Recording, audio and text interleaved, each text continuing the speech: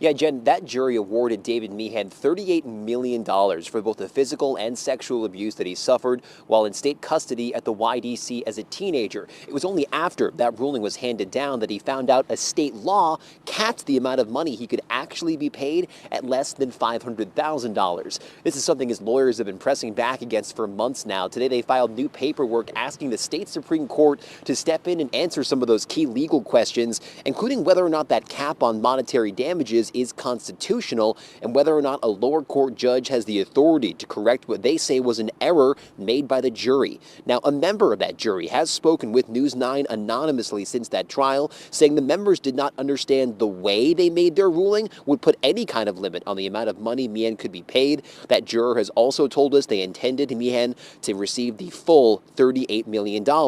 Meehan's attorneys are also asking for a new trial in this case. He was the first of hundreds of plaintiffs who are now suing the state of New Hampshire for alleged abuse. The judge overseeing these proceedings saying today that the Meehan trial is laying important groundwork for exactly how these other cases will play out in the courtroom.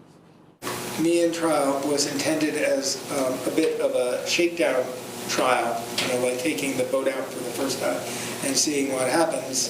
And this was one of the problems that we saw, and we saw some other problems, and I think, learned for the next trial.